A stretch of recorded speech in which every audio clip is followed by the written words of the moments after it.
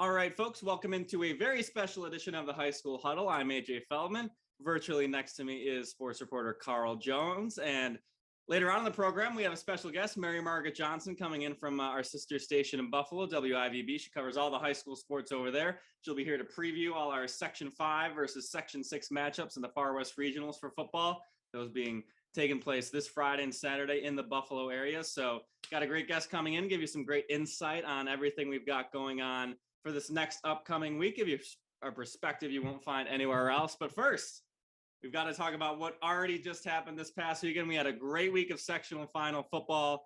And really, it's easy to say, oh, we had a great week of sectional final football. We really did. We had some really close games. You'll hear when we talk with Mary, a lot of those games in Section 6, they weren't really close. Here in Section 5, we had some barn burners. We had some great games. We had some great finishes. We had some double overtime games. So we got a lot to talk to.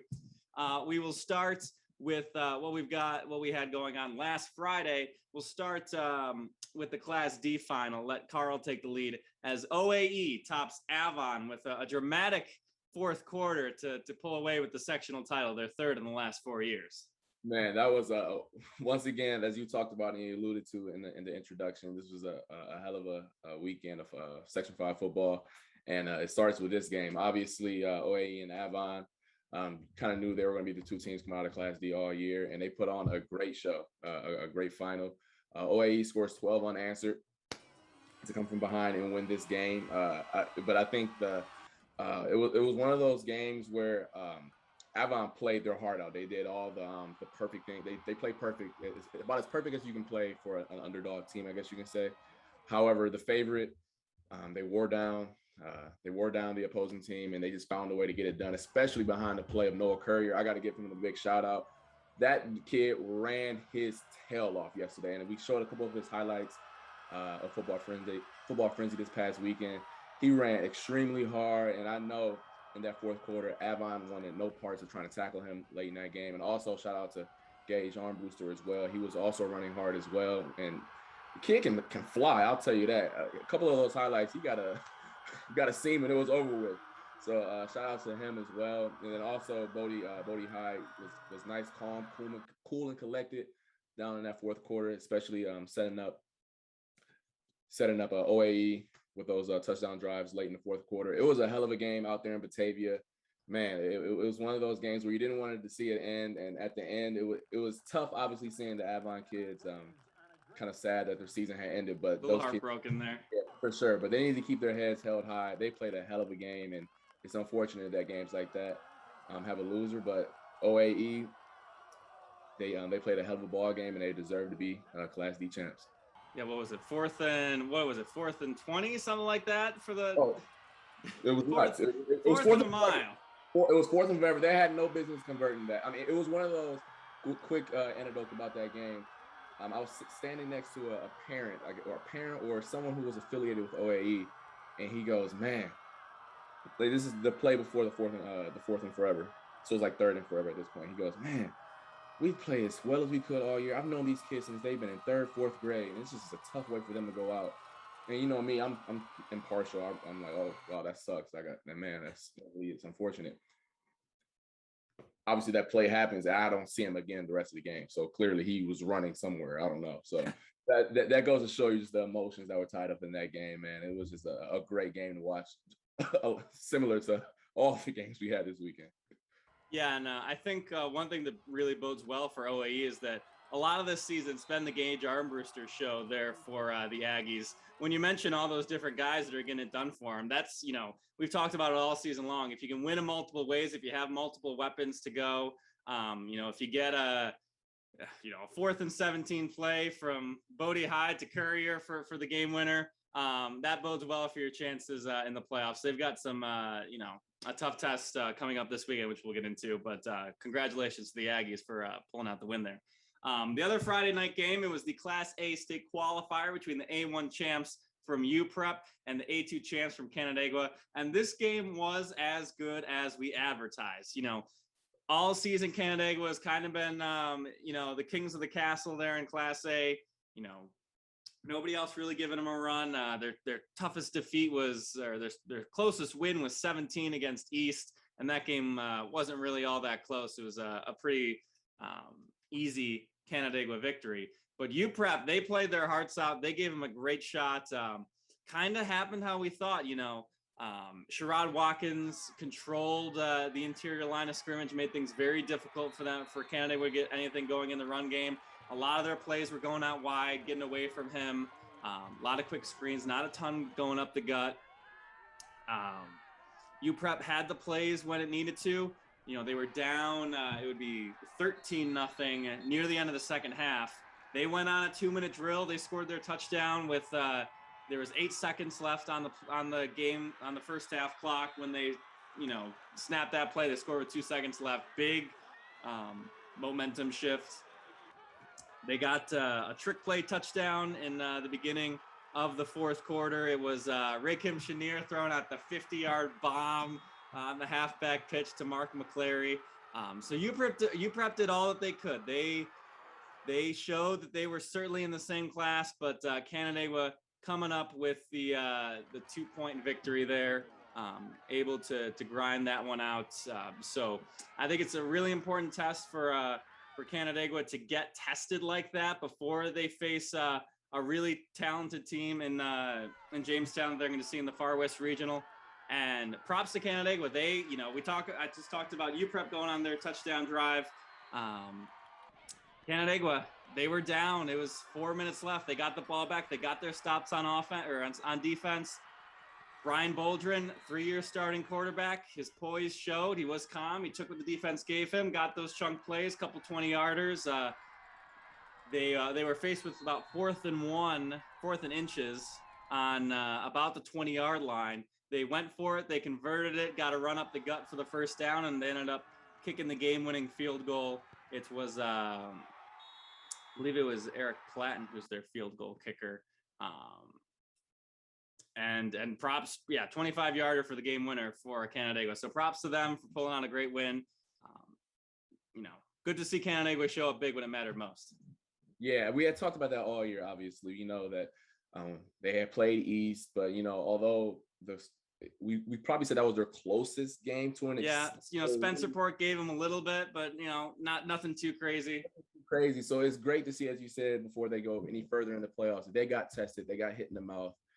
And they still found a way to prevail. And I think that we had talked about this a little earlier with Spencerport about how, you got to pull out all the tricks. You got to go deep in your bag to find a way to take down the powerhouse like Canandaigua. UPrep did that. They did that, yet still found a way to come up short. And that just goes to show you how dominant and how great of a team that Canandaigua is. And also, we always talk about the year of the PAT on this and with all of us.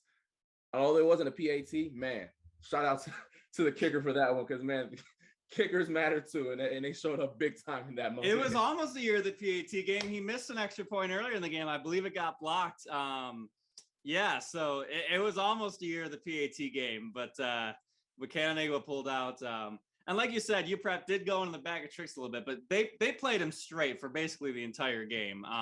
That was just a good football game between two good teams. Canandaigua coming out the win. But props to UPrep on a great season, losing Jordan Jackson week 2, finding a way to go farther than they've ever done before. So props to them. Shifting to our Saturday action, the only afternoon game was the Red Jacket show. Carl was at said show, and it was a show to say the least.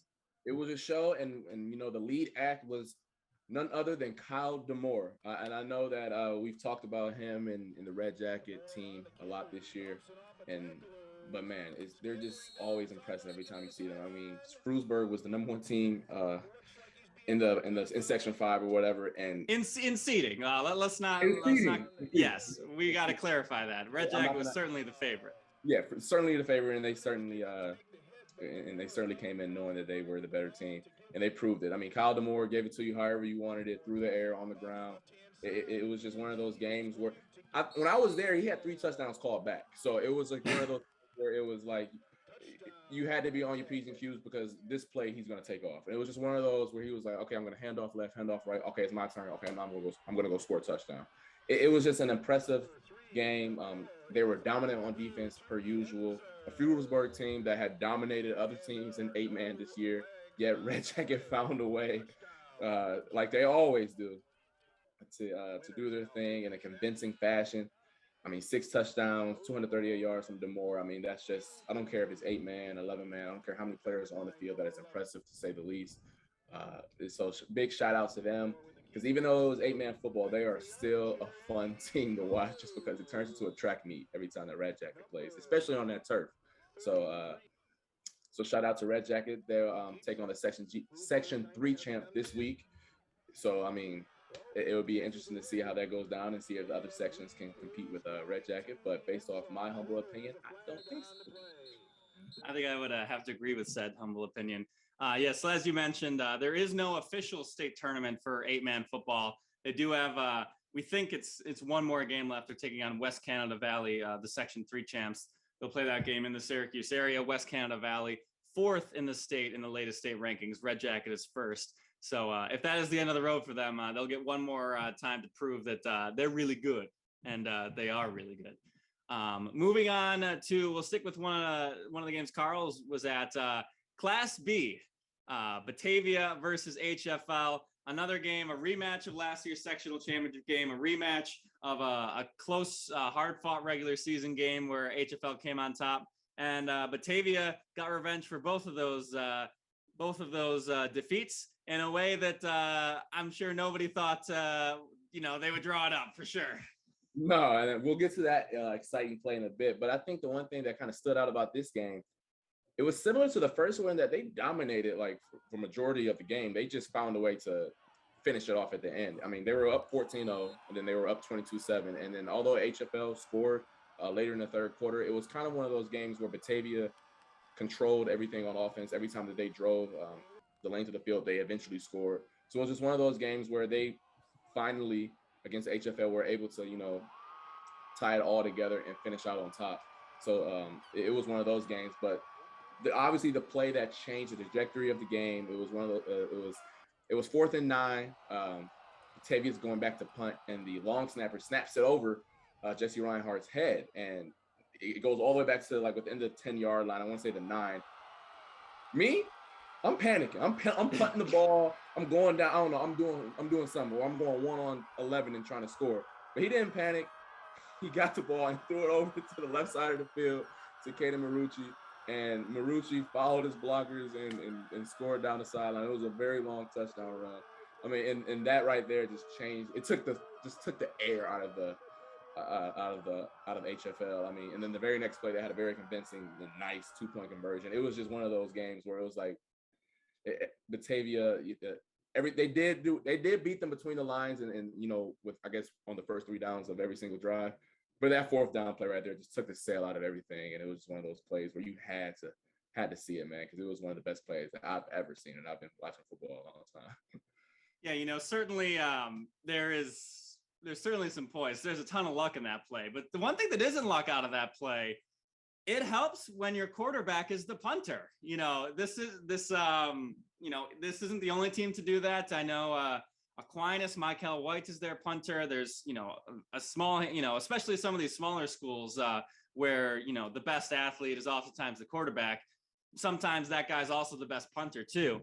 But when you get your starting quarterback, your multiple year starting quarterback back there, it's certainly a lot, you're in better hands than when it's your just true punter back there. So we got to give, Jesse Reinhardt, if you want to be a quarterback, learn how to kick the ball too, because you never know when a ball is going to go flying over your head on 4th down, the sectional championship game. You're going to run around, get it, throw it to your gunner for a long touchdown, and win the game. That's just what they've always said in football, that exact thing. And, it paid off for Batavia there. Moving on to Class AA, it was the game we've been waiting for all season. We had a great matchup in the regular season, McQuaid winning by 1 point. This time, not quite as close, but still a great game. It was McQuaid coming out with the win 28-14 over Aquinas. This game was, it wasn't as weird as some of the other things we've talked about, but it had a little bit of weird to it. McQuaid, they had some real troubles long snapping the ball. It was a little bit windy. I was talking with with Dan Fates over at 13 Wham on the sidelines. We maybe speculated it was a backup long snapper. It just did not seem like a guy comfortable doing that role. So maybe it was a cold ball, a lot of things, but he had a high snap that kind of got floated up in the air. The punter caught it, and with all the pressure around him, he got off basically like a 7-yard punt. It was returned by Aquinas for a touchdown. But other than that, I think the two big stories of this game: Paris Smiley, wide receiver for McQuaid, comes up with the moss. He did get on Monday Night Football for that play. Goes over 2 defenders in the first quarter. Second quarter has a long touchdown, over 80 yards, right before the half. And then beginning of the fourth quarter, he scores the game-winning touchdown in a short play that got set up by a questionable defensive pass interference call. So I'm sure the Aquinas people have a little problem with that call. But I think all year long, Zay Collier has kind of been the main attraction from the McQuaid offense. He's a very talented guy. He did play in that game. We had some just unknown whether or not he was playing just because of the hit he took in that Aquinas regular season game. But Zay Collier, he's the speed guy. Paris Smiley, he is a big, commanding presence. He can run, he can catch, he can jump. Just another weapon that he's been a good player all year. He's made a bunch of big plays. We've called his name a ton of times on our highlights. But this game, he really stepped up. And then the other thing, the McQuaid defense, they did not allow a touchdown in this game. Aquinas scored twice. One was on that punt return for a touchdown. The other one was an interception return for a touchdown. Great play by Aquinas' Jaleel Johnson, as I might add. But, it's tough to see exactly what a defense is doing when you're filming on the sidelines. You're following the ball so closely. But whatever it is they did a great job of taking Will Benjamin out of the game. Aquinas had like 2 or 3 drives where they did get some positive momentum, but they, Aquinas went backwards a little bit. McQuaid played strong in the red zone. So they shut down Will Benjamin. They shut down Amaje Giddens. Aquinas just could not get anything going. So impressive defensive performance by McQuaid. Something that, could really be the hallmark of this, a possible state tournament run if they continue to move on during the state playoffs. Oh, 100%. I know the old adage, I'm sure everyone's tired of hearing it, but at this time of the year, your defense travels and your defense can win you these tough games, and it also wins you championships. So I guess in this case, a sectional championship.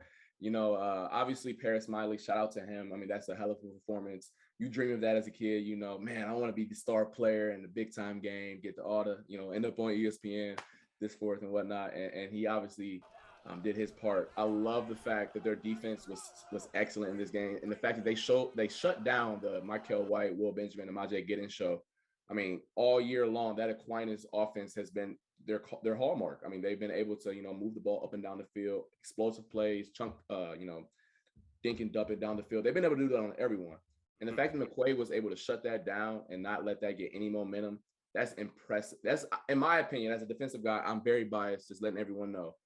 That's more impressive than what Smiley did. However, let's not cut anything. Paris Smiley he plays both ways. He's also one of their linebackers. So you know what? We're gonna give Smiley double the credit then, because he go both ways. Exactly. So my point is, that was when you got back to the station, that was the first thing that stood out to me. It's like, wow, when Benjamin didn't go for a 70-yard touchdown, Amaje Giddens didn't. So and they put up those points against Pittsford in the semifinals. Like, they were just beating up on regular season teams. They got some points in that playoff game. Yeah, so that was just an impressive all-around performance by McQuaid, and I can't wait to see what happens with him in the upcoming weeks.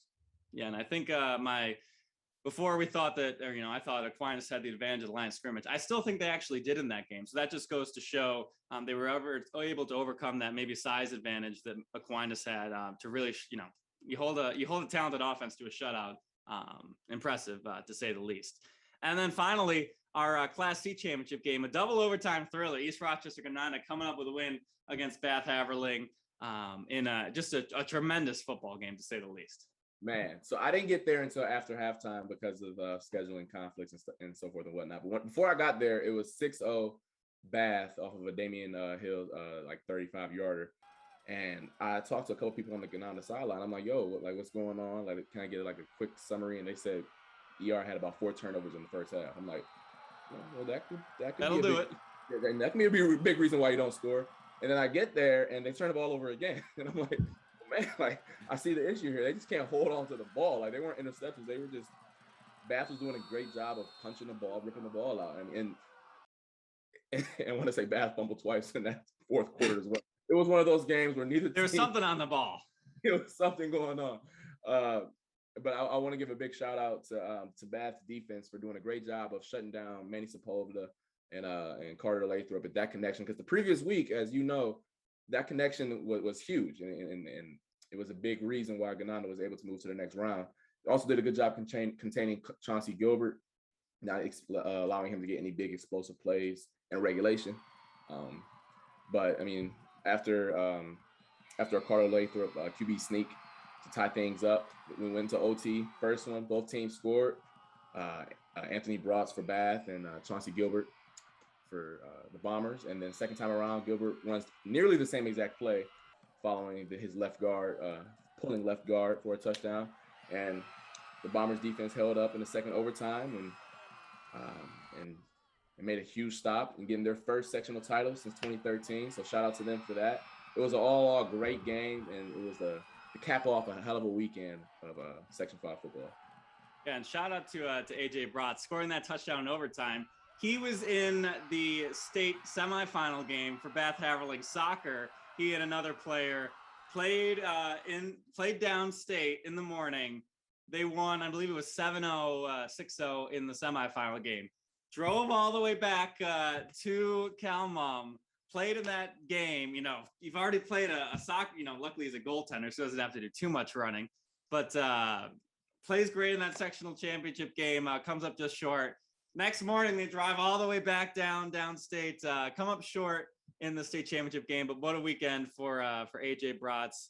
I'll see if I can get the other name of that player who did the journey with him maybe later in the show. But a tremendous performance by them to come up, you know, so close. But once again, props to the East Rochester Gananda team. They're going to have a tough test waiting for them in the Far West Regional game. And to break it all down, we're now going to bring in our special guest, Margaret Johnson from WIVB, talk all things Far West Regionals. All right, folks, as we mentioned, here is Margaret Johnson from our sister station in Buffalo, WIVB. She covers all the high school teams down there. She was braving the elements this past weekend at Highmark Stadium. She's been watching these teams all year long, going to give us some great insight on these Far West Regional games. First off, Margaret, thanks for joining us. And have you thawed out from this last weekend's games? Barely. I did have to buy a new pair of winter boots because mine split halfway through the first game when it was in the middle of a blizzard, what felt like. So got a different pair of shoes. But looking at the weather, it doesn't look like I'm going to be nearly as cold this weekend, which, you know, prayers up. That's a good thing. But I will be down in Jamestown on Friday, and it's going to be pretty chilly down there. So I'm at least like mentally preparing for tomorrow's games. Yeah. Yeah. What's funny is that you're from Texas, correct? Absolutely. Yeah. Different weather. How are you getting adjusted to, you know, Western New York in terms of the weather? Yeah, this is going to be my third winter here. I got here in 2019. So I've seen all of the seasons finally and really gotten to enjoy them. And I don't want to say that I don't like winter because I really do. I enjoy skiing and I like the snow and I like, you know, I like being cold more than I like being hot, but,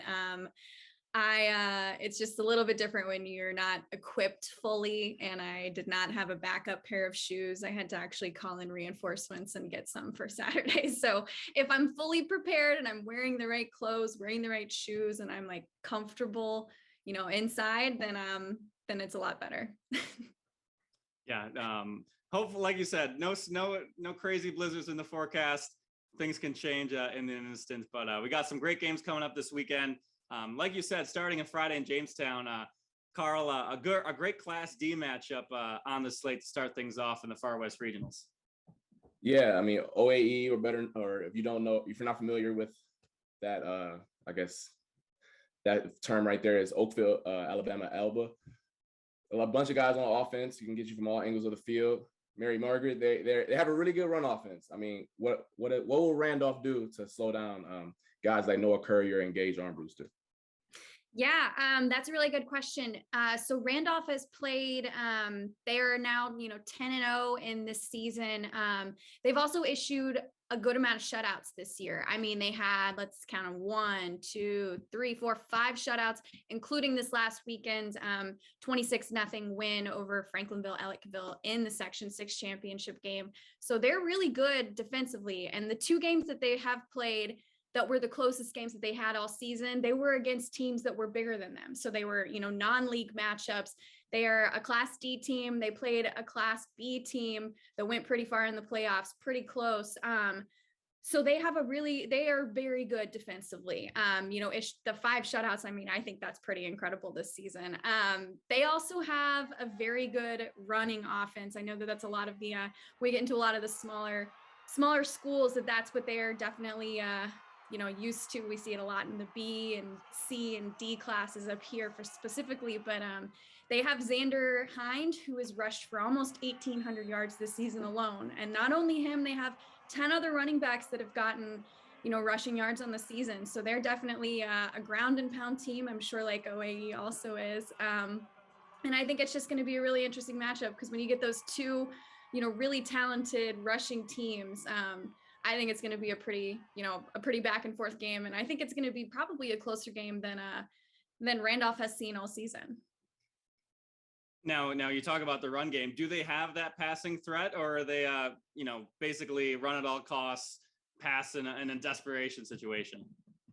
It's more of a run at all cost. I think that they, obviously everybody around here has a quarterback on the team, but it's definitely more of a run style offense for these small teams, and specifically Randolph. They also have a huge offensive line, probably one of the biggest that I've seen in the smaller classes. And that's definitely helped them to kind of run all over offenses this season. It'll definitely be a short game because OAE averages over 300 yards on the ground. And Randolph, as we've learned, is great on the ground as well. So if we're going to take an over-under on the time of how long this game will take, I think we should take the under. Yeah, maybe over under 4 incomplete passes is what we're sounding like. The nightcap on Friday night might be the best Far West regional game we'll see this entire weekend. You've got Canandaigua, 3rd in the state in Class A. You've got Jamestown, 2nd in the state in Class A. Whatever they did in that sectional championship game, it worked well. They a 41-0 win. They're certainly peaking at the right time. What is so good about this Jamestown team?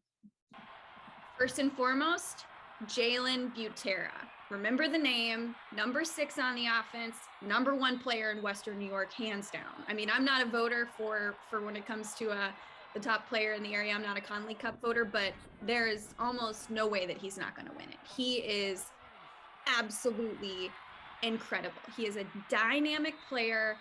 Not only, I mean, rushing for sure. Yeah, he's been incredible. He had 29 touchdowns in the year before he even scored 3 in the Section 6 championship game this year. So he's all over the place. He can also catch touchdowns. He's a really good receiving threat as well. And they have a fantastic quarterback in Trey Drake, Jamestown does. And last year he threw for over 1,500 yards in just 6 games. This year I think he's pretty much to that, but this season specifically has been the Jalen Butera era kind of for Jamestown, because this is also their first time that they've been in the Far West regionals. They've made it close. They've come up really short. They came up 1 point short last year. I know they didn't have a playoffs past the sectionals last season, but they came up 1 point short in the Section 6 championship game in overtime, and it came on a 2-point conversion by South Park to win it all over Jamestown last year. So losing in the playoffs has really been the I don't know how to say it. That's been the typical, the norm for Jamestown the last couple of seasons. So this year they wanted to change it. They wanted to change that narrative and change it like, okay, we can win in the playoffs. And they have. I mean, they dominated Friday night against Frontier, who was also a really good team, but they beat them 41-0. It was just, they were firing on all cylinders. They were so good. And now they've, reached that first of their many goals that they've had this season, which is winning the section. And so, I think it's going to be tough because Canandaigua was obviously been here before, and they are, they're a really fantastic team. But like you said, I think this is the game that I've specifically been waiting for. I've been wanting to see like a top tier matchup like this all season long and see Jamestown face another really, really good team. And I think this is going to be another fantastic game. I'm hoping that I'm not running up and down the field as I was as much last weekend, because I was like, all right, 3 and out, back to the other side. All right, they scored a touchdown, back to their side, 3 and out. Hopefully it's it's a little bit definitely more of a challenge for Jamestown. But yeah, Jalen Butera, that's the guy that you're going to have to look out for. Yeah, 2 questions for you. Butera, does he have? Do we know where he's playing in the future? And then second of all, Jamestown, they get to play on their home turf. It's just the way things shaped out. How, in a game where we think it's going to be a really great game, how much do you think that could maybe be the advantage there? Oh, I think that's going to be a huge advantage because Jamestown's fans are fantastic. They travel well. Honestly, out of all of the games that were played this last weekend at Highmark, it's an 1.5-hour drive from Jamestown to Orchard Park, and they had the most fans there. Like Frontier was also 5 minutes down the road. So that was another advantage that Frontier had, but they lost 41-0. So as many fans as they had in the stands, Jamestown had a ton of fans. Their fans travel well. They're not going to have to travel far. They're literally just going up the street to Strider Field this weekend. So at their home turf, in front of their hometown fans, they don't have to travel. I know the Canandaigua was going to have to come, multiple hours down the road to try and get here. So, they practice in the snow, they play in the elements, no matter what the weather is, it's not going to phase them. It was like looked like a blizzard on Monday, and they were out there throwing the ball and, practicing in the middle of the afternoon in the snow. So I think that it's definitely going to be, a huge advantage for them. Definitely. Then we move on over to Saturday. Great Class C matchup. Carl, take it away. So this is one of my favorite teams in Section 5, and it's because of the fact that they are a smaller team in terms of class. However, it's the way that they play, and they play with a bunch of passion. They're fiery, and I'm interested to see they're playing the number 1 team in the state in Medina, and Medina has been a team that's I feel like has run the table this year. So how are they? What does make Medina such a formidable opponent, and how have they dominated this year? Medina has been one of those teams that they're a great story. They won the section championship last year.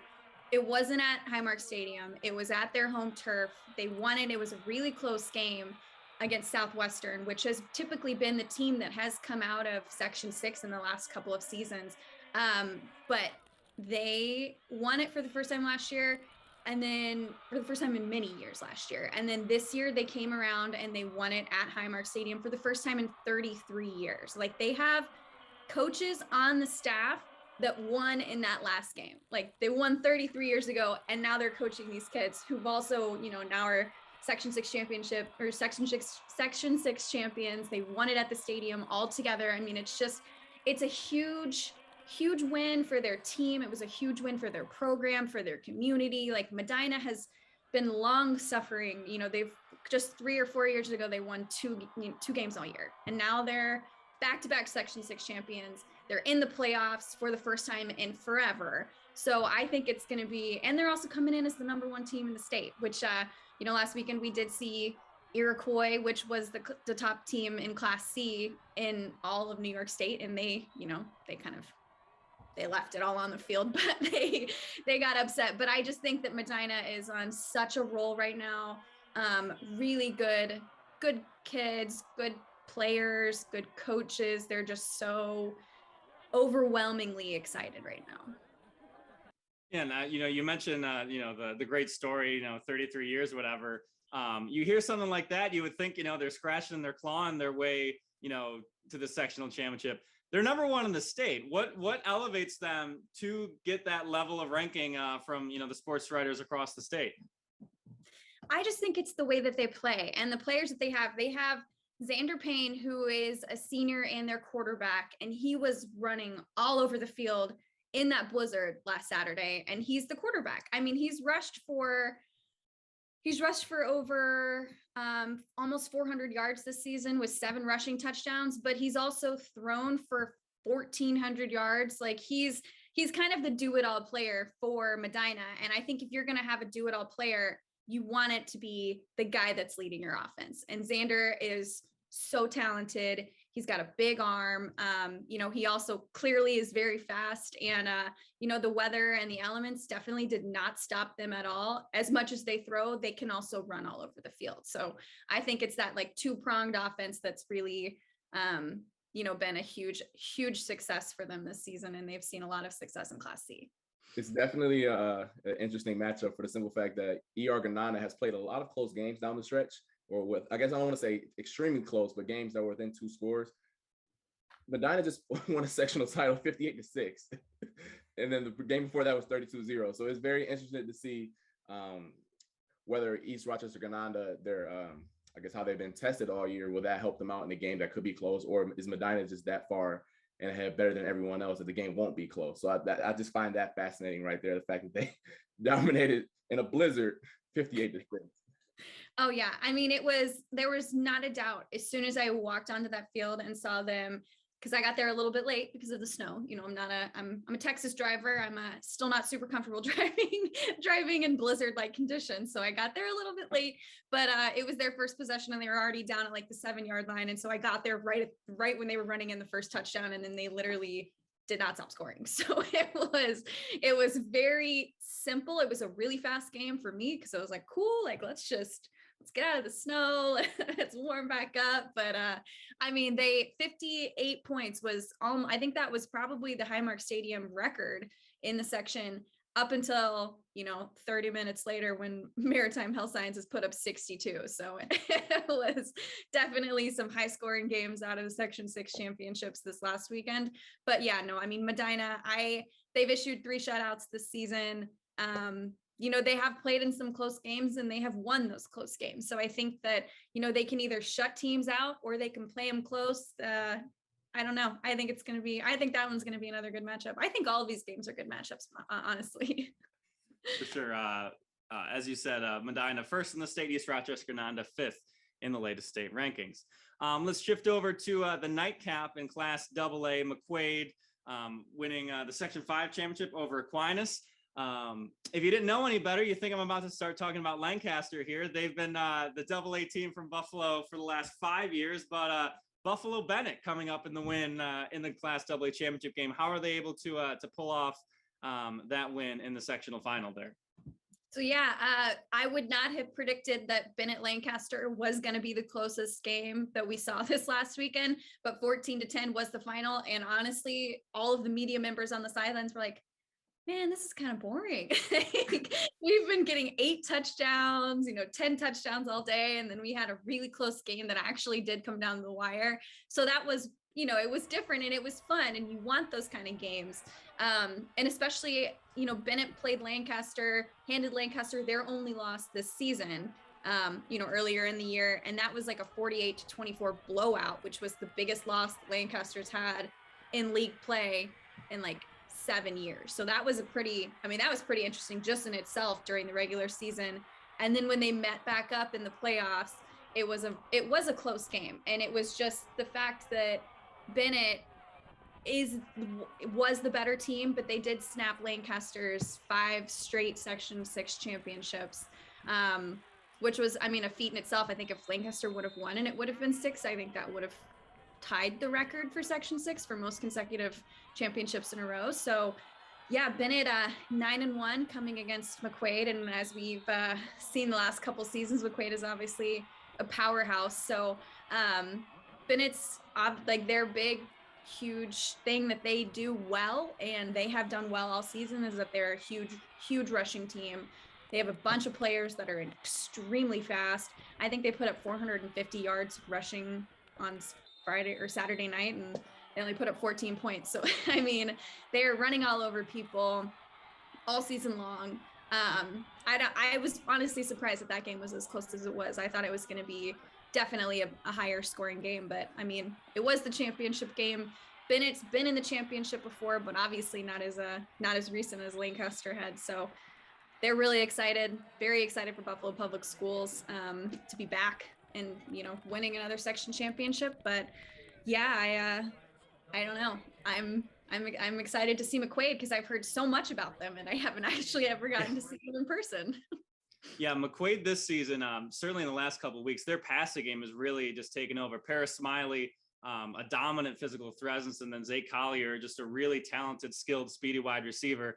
How has Bennett done this season against some of the more prolific passing offenses in Buffalo this year? They've had no problem. They really have. I mean, they've played Orchard Park, which is probably one of the best passing teams, passing offenses in the section. AA. They beat Orchard Park, actually did beat them, handed them their only loss this season in week 4. And that was like 51-34. It was crazy high scoring. Nobody saw that one coming because Bennett was the number 1 team kind of coming into the year all year. But after that, they played them again in the Section 6 semifinals and beat them 70-20. So they figured out, I think, from that game, because Orchard Park was just throwing all over them. They are they have a very good defense, and they're very good at stopping the run. But that week 4 loss, I think, really opened up their eyes and made them realize, that they really need to also focus on the pass defense. And they clearly got that done because, Ben Gosella from Orchard Park, the Orchard Park quarterback, was throwing for over 400 yards a game all season long up until he came into that Bennett semifinal game, and then was not nearly as dominant. Yeah, that's another great matchup. We'll have to see if McQuaid can make it back to make a deep state run. And then finally, Class B, like you mentioned, an upset in the Class 6 championship game. Carl, take it away, previewing this matchup here. Yeah, when getting ready for this pod and getting to Class B, this was the matchup that kind of surprised me. So Western, what's the appropriate name to call them? Because the name is very long. Yeah, so their actual name, it's different all over, because I think in like the Section 6 website, they have them as WNY Maritime, but their actual name is Maritime Health Sciences, and they're 2 charter schools that have combined to make a football team, and this is only their 4th year that they've been playing. Yeah, got you. So they started off the year 0-2, and they lost their second game 59-0, yet they've run the table since then and have dominated. And I'm not just saying like all right, like by a couple touchdowns. Like they legit dominated. They won their sectional title 62-12, and they were losing in week 2 59-0. Like, first off, how have they come from an 0-2 start to making it this far and I guess turn their season around? Yeah, so Maritime Health Sciences has probably one of the best stories, I think, that I've covered since I've been here. So when I got here in 2019, it was only their 2nd year ever playing football, right? So their first year, the 2018 season, they went 2-8. Nothing went their way. Everything went wrong. And then their 2nd year ever playing, they graduated like 12 seniors that first season. And so they had every year they've graduated a ton of seniors, and every year they've had pretty much a brand new team.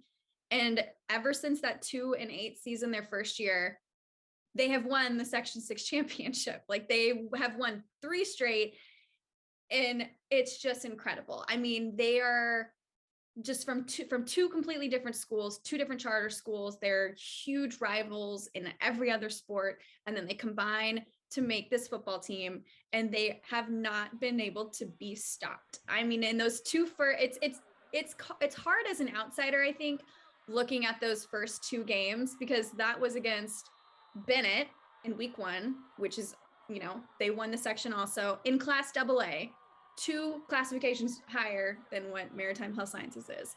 And then Canisius, which was the 59-0 game. And Canisius has been a powerhouse in Western New York. They won state 2 years ago. They actually just lost this last weekend to St. Francis in the Monsignor Martin Catholic Championship game this last weekend. But Canisius, dominant. Bennett, dominant.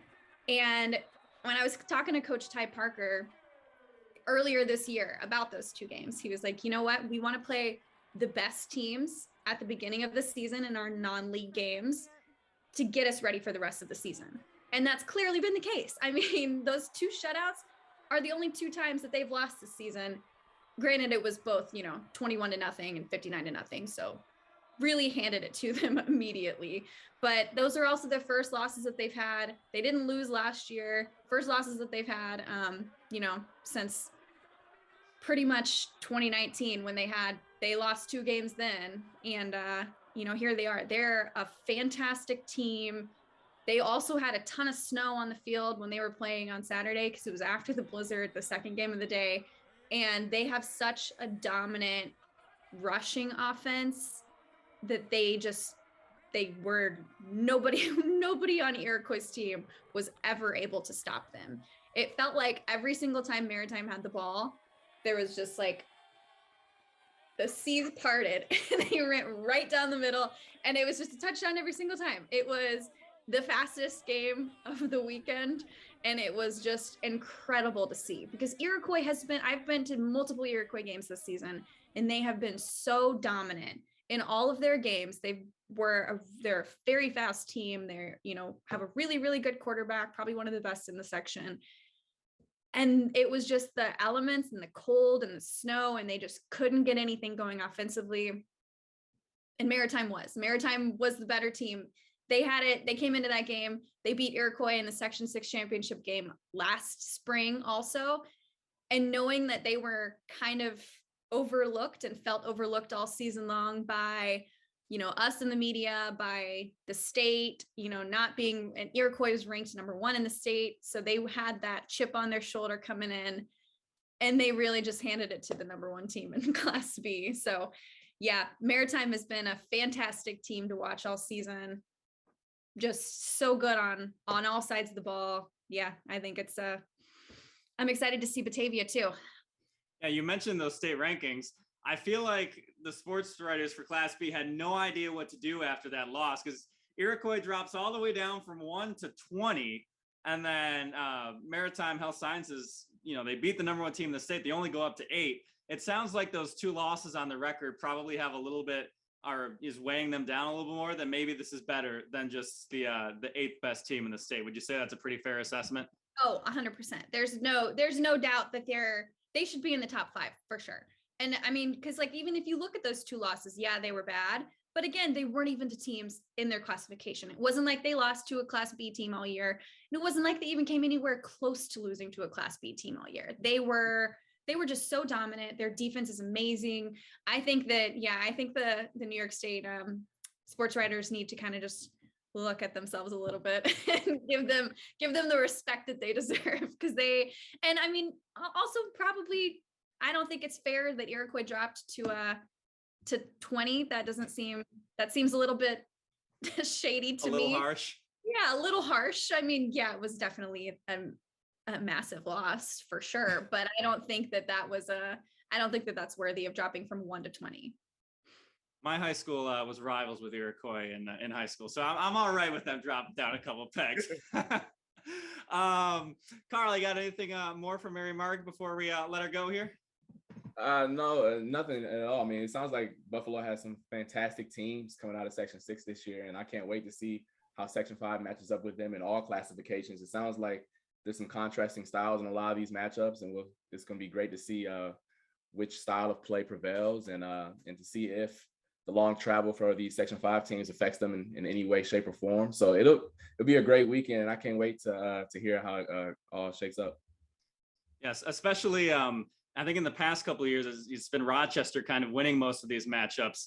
They didn't get a chance to prove themselves last year. They're at home this time. I feel like Mary Margaret, a lot of these Buffalo teams, maybe not a chip on their shoulder, but they're ready to prove, that maybe they can take back this throne from Rochester here.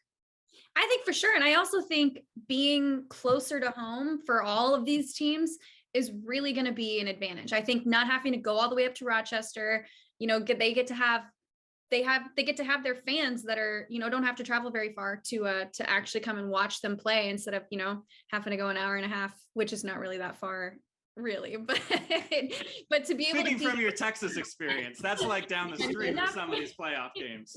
Yeah, that's like halfway for a district game. So, but just to be able to be closer to home and to be able to sleep in your own bed at night and, not have to travel and come, literally just drive down the street, you play the game, and then you get to go and eat at your favorite restaurant across the street. And then you get to go home and sleep in your own bed. I think that that's going to be another thing that's going to be probably an advantage for these schools. And even the Class A and Class D teams being down in Jamestown, Randolph is only 20 minutes away from Jamestown. Jamestown, obviously, that's their home field. So I think it's going to be, for sure, for those two teams, it's going to be an advantage. Certainly, we look forward to watching these games. If you're watching on News 8, all these great highlights on Friday will be coming from Mary Margaret, so we thank her in advance for that. And I'll be seeing you down there on Saturday at Will South to catch all the games. Looking forward to meeting in person and seeing all these great actions. So once again, Mary Margaret Johnson from WIVB in Buffalo. Great insights, just tremendous. Thank you so much for coming on, and we look forward to a great weekend of games coming up. Absolutely, guys. Thank you again for having me on. And AJ, it's going to be exciting to see you in person. We've been communicating via Twitter and email and text over the last couple of years. So really good to finally get to meet you. And then Carl, obviously, very nice to see you again. Thanks y'all for having me on. Definitely. Thanks. All right. It's now just the two of us once again. Once again, we'd like to thank Mary Margaret for coming on. Just a ton of great insight. You can really tell, just like us, when you're out of these games, week after week after week, you get a lot of insight. Glad that she could share it with us. We really appreciate it once again. Moving away from football quickly, we have a couple of things to wrap up. The soccer state championships for this past weekend. A tough loss for Penfield in the semifinals. They lost to Massapequa, who they were the eventual state champions, finished off their unbeaten season with a win in the championship game.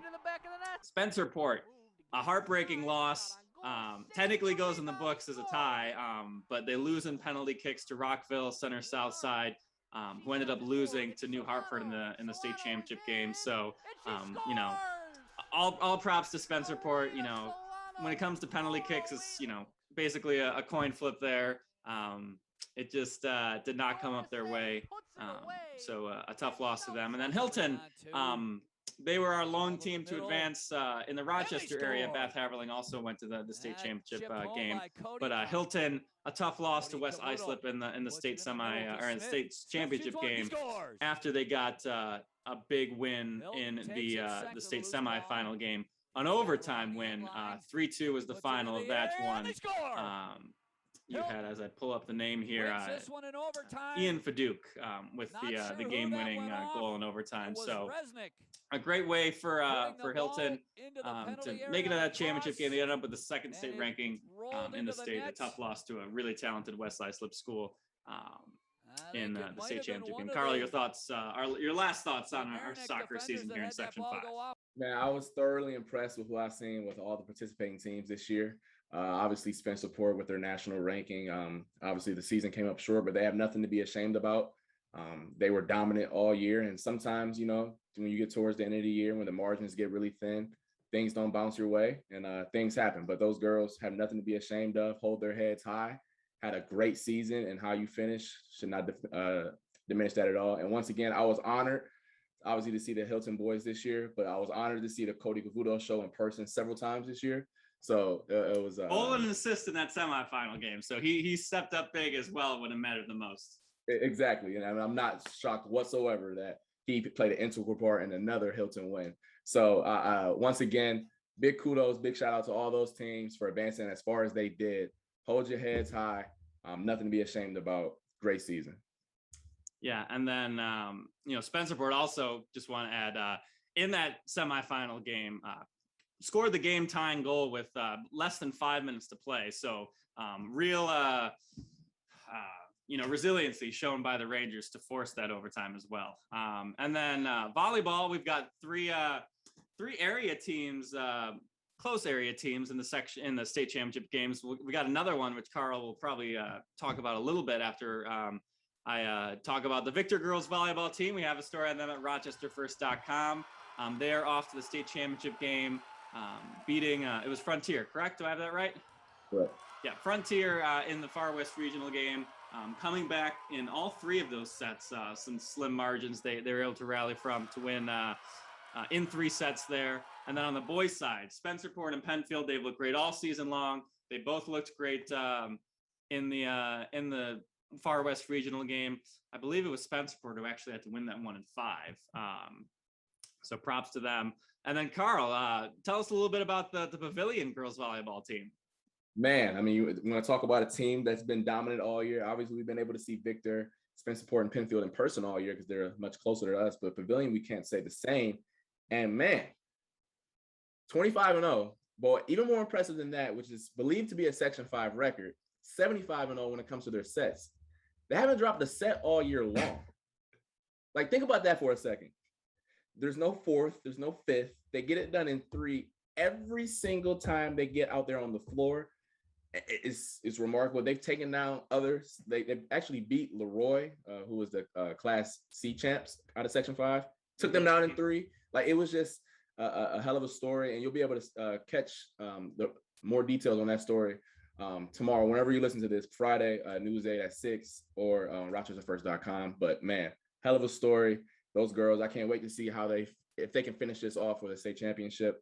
But to this point, man, one of the best stories I've heard of in a very long time. Certainly, we have that to look forward to on RochesterFirst.com and News 8, as well as all of our high school coverage. We've been saying it for weeks. It's a great time to be a high school sports fan. We've even got basketball practices are starting. The winter sports are here, but we can't worry about them just quite yet because we've got way too much stuff to worry about. So we will have all that for you this weekend on Rochester First and News 8. We'll be traveling, we go where the teams are, and you won't find that many other places here in Rochester. So we appreciate you choosing us for our high school sports coverage. This show has been in a couple segments, so I think we're going on an hour. So we're bringing you so much high school sports coverage that we don't even know how to handle it. So for Carl Jones, I'm AJ Feldman. Once again, for Mary Margaret Johnson, thanks so much for coming on. We will hope to see you next week, and enjoy the Far West Regionals and state tournaments this week in high school sports.